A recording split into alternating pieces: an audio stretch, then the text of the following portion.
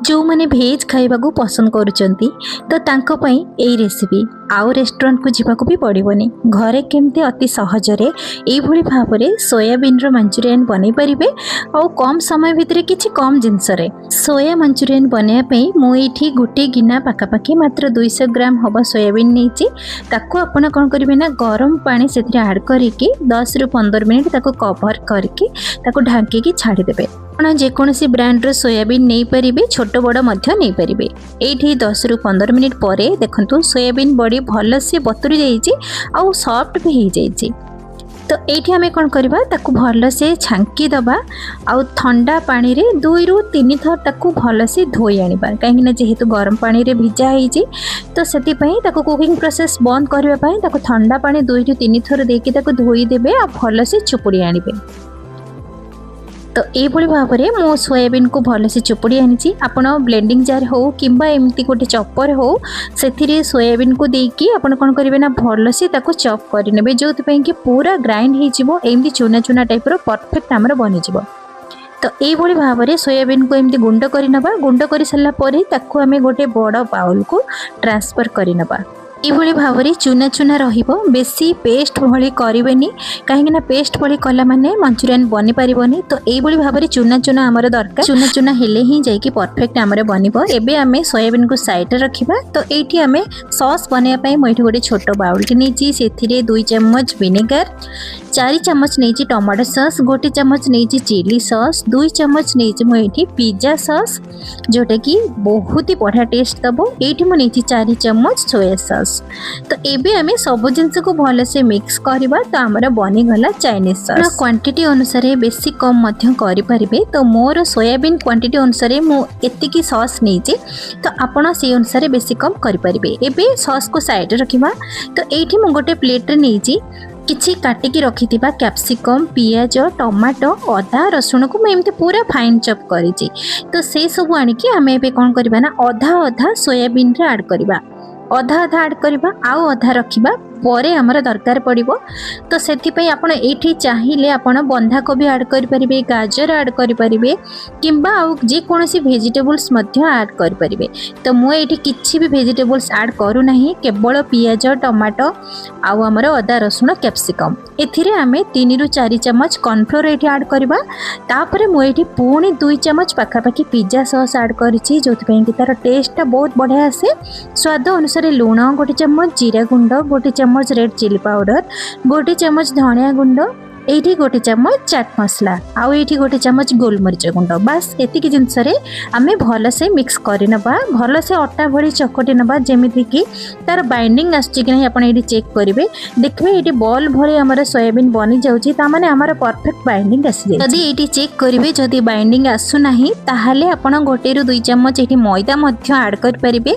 बे आपण को मन पसंद रे मंचूरियन बॉल एमती बॉल भली बनै देबे। तो मु एमती छोट छोट बॉल बनैछि, आपण चाहिले बड़ किंबा लंबा लंबा शेप रे मध्य बनै परिबे। तो एबे हमरे मंचूरियन बॉल रेडी हो गला। तो एठी हमें कॉर्नफ्लोर 3 रु 4 चम्मच गोटे बाउल रे देकी ताको अल्प पानी देकी तार गोटे बढ़िया से गोटे घोल बनै दबा। पे हमें कॉर्नफ्लोर घोल को साइड रे रखिबा। तो एठी हमें मंचूरियन छाणिया पई मु एठी गोटे पैन रे अल्प किछि रिफाइन तेल नेइछि। तेल भल से गरम हेले ही जाइकी मंचूरियन बॉल को ऐड करेंगे। आउ टिके गरम हो सारा पर आप स्पैचुला रे एभली भाव में धीरे धीरे उल्टे नेबे। तो उल्टेले मंचूरियन बॉल रो चारिपटे भल से छाणी हो आउ भीतरटा बढ़िया से कुक हो। मिनिमम 5 रु 10 मिनिट पर्यंत मीडियम फ्लेम रे रखिकी एमती छाणीबे। तापरे बाहरटा एमती क्रिस्पी आउ गोल्डन कलर हो आसिले आपण ताको एमती सब एमती छाणीकी बाहर करनेबे। तो मु एभली भाव में सब बॉल को एमती छाणी नेछि, आपण देखिकी जानि परतुबे केमिति क्रिस्पी हेछि। तो एबे चलंतु मंचूरियन बनेबा पई तार सॉस बनेबा। सॉस बनेबा पई प्रथमे पैन रे 2 चम्मच रिफाइन तेल एठी जो हमें प्लेट रे अधा रखिथिले काटिके रखिथिबा अदा, काटिके रखिथिबा रसुण सेथिरे ऐड करिबा। आउ एठी अल्प किछि काटिके रखिथिबा कंचा लंका ऐड करिबा। एबे सब जिंस को टिके हल्का 1 मिनिट पर्यंत टिके भाजी नबा। भाजी साला परे बाकी रखिथिबा काटिके रखिथिबा जो कैप्सिकम, पियाज, टमाटो ताको मध्य ऐड करिबा। एबे सब जिंस को भले से पुणी हमें 2 मिनिट पर्यंत ताकू टिके भाजी दबा। तो एई भली भाबरे बनेबे देखिबे रेस्टोरेंट स्टाइल रे परफेक्ट बनिबो आ एते टेस्टी बनिबो। घरे आपण सब बेले बनेबे। एठी हमें टिके कलर पई रेड चिली पाउडर एठी ऐड करबा। जदि आपण राग अधिक खाइबा को चाहुचंती ताहाले राग वाला लंका गुंड मध्ये ऐड करि परिबे। एठी हमें जो सॉस बनेइथिले एठी सॉस को ऐड करबा आ एठी गोटे कप पानी दबा।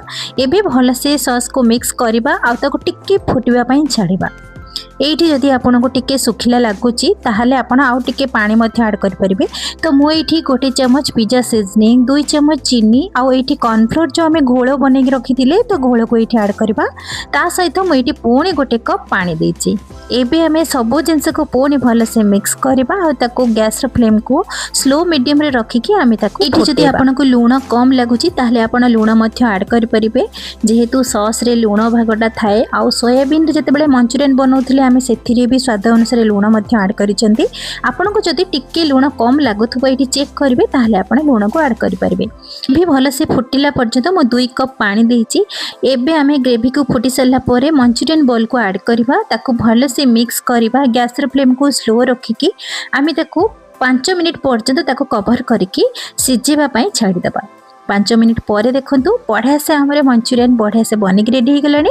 तो एठी हमें गोटे सीक्रेट जिनस ऐड करबा। देखिबे बहुत ही बढ़िया तार टेस्ट को बढ़ाई दबो। तो आपण निहाती भाबरे ऐड करिवे। एठी म अल्प किछि काटिक रखिथिबा धनिया पत्र ऐड करिछि। आपण स्प्रिंग अनियन मध्य चॉप करके ऐड करि परिबे। देखिबे बहुत बढ़िया फ्लेवर आसीबो।